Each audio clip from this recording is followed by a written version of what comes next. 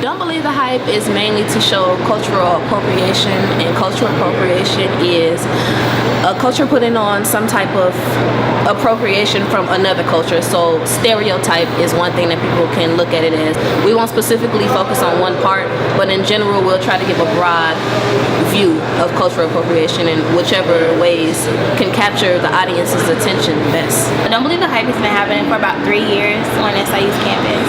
Planning stage took about maybe 2 months to put this whole show together. We've had a good maybe 3 or 4 weeks worth of practices, and that's just because it's hard trying to work on everybody's school schedule, work schedule, personal lives, and all of that. Being a minority, I am one person who can know how negatively cultural appropriation is impacted on me.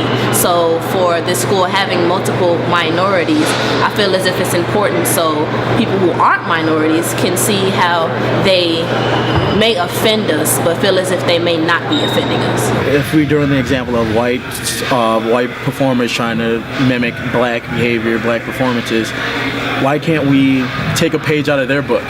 Because what they're doing is they're spending their time and they're learning. They're learning about black culture. They're watching these videos, and that's how they're making their money. That's how they're building their fame. Why aren't we doing that in our own culture? Groups aren't utilizing what they have to benefit them, and so when someone else does it, we have a problem with it. I think the show's doing a beautiful job, and the turnout's great, and the context that everything is in fits perfectly with the world we live in going on now. The mirror skit. Big fan of that one. It's saying what so many people don't know. The show is actually set up based on what skits we have. So certain skits will have a discussion for the audience afterwards so that it's clarified what we were trying to portray throughout the skit.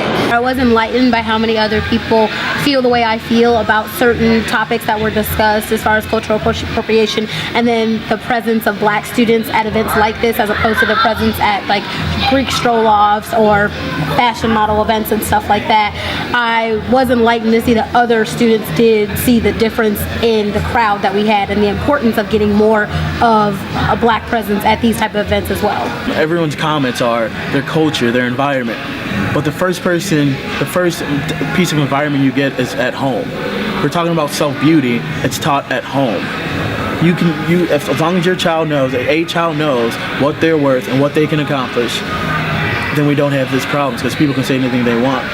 It does not start in a first grade classroom. It starts in the Board of Education. It does not start in ghetto neighborhoods, but in the headquarters of the bank that will not give you the mortgage money to live where you choose to live.